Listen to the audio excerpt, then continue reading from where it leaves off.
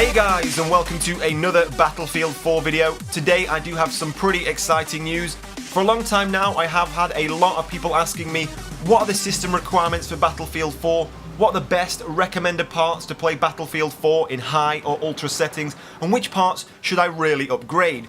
Now a while ago we did have some speculated requirements for Battlefield 4, but I can tell you that yesterday on the official Battlefield website and on their Facebook and on their Twitter, they did release the official minimum and recommended PC requirements to play Battlefield 4. Now jumping straight in, we're going to take a look at the minimum requirements to begin with. Now I will say straight off the bat, taking a look at these specifications, these are very, very bare minimum requirements.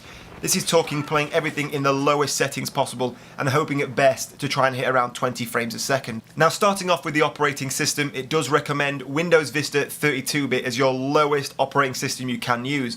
Now of course 64-bit is more preferable no matter what operating system you're using, be it Windows 7, Windows 8 or Windows Vista, but 32-bit will work as well. Now moving on to the processor, this is where we can see just how minimum these requirements are. The AMD and the Intel option are both pretty old CPUs. We have the AMD Athlon X2 2.8 GHz and the Intel Core 2 Duo 2.4 GHz. As I said, if you are planning on playing Battlefield 4 in these minimum requirements, don't expect much performance or many frames. Now taking a look at the memory, it does recommend 4 GB as your minimum amount of RAM. Now that isn't the end of the world. RAM is probably one of the cheapest parts that you can buy and upgrade your PC. So 4 GB isn't the end of the world. If you don't have that, it is pretty cheap to just buy some more sticks of RAM and improve. I would even recommend going to 8 or even 12 because as I said, it's not that expensive and it will help out your build. Now moving on to the section that everyone has the most interest in, the graphics cards. This really goes to show just how minimum and just how old really these requirements are. For AMD we have the Radeon 3870. Bear in mind that's now onto the 8000 series. It shows that card is pretty old. And on the video we have the GeForce 8800 GT. Now that's a 6-year-old card. This is even before the 600 series, the 700 series, the 500 series. So it's quite an old card. So as you can see, these requirements, as I keep saying, are very, very minimum. Now alongside that, we have your graphics card memory, of which it says 512 megabytes, which is very, very low. My GTX 680 has 8 times that amount of memory, and some of the later cards, some of the 780 cards have 12 times that amount of memory. So that is a very low amount of memory for your graphics card. And of course you will need 30 gigabytes of hard drive space. Now I am hoping that 30 gigabytes is compensating for all the DLC maps because a base game at 30 gigabytes is very, very big. Battlefield 4 with all the premium DLC was only 25 gig. So I'm assuming that 30 gig is counting for all the DLCs that will be coming out in the future. Now moving on to the more interesting recommended requirements for Battlefield 4.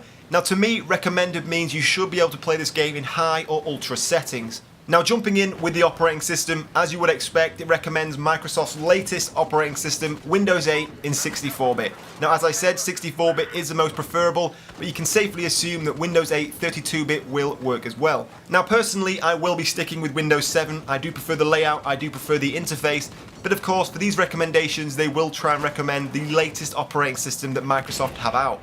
Now moving on to the processors, we have two options again, AMD and Intel, both of which are pretty high-end CPUs. We have the AMD 6-core CPU and the Intel quad-core CPU.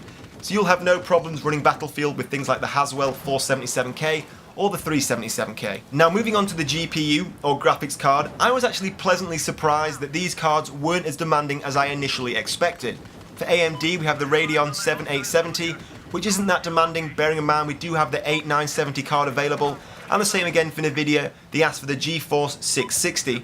Bearing in mind the 700 series is out now, we have the 780, the 770, the 680, the 690 and even the Titan card, all of which are better performers than the 660. But that said, it does have a reasonably higher demand when it comes to graphics memory. It does recommend 3 gigabytes. Now, most cards out there, older cards are normally 2 gigabytes, some people have 4 gigabytes. We are seeing new cards out there that have a minimum of 3 rather than 2 and a larger 6 rather than 4.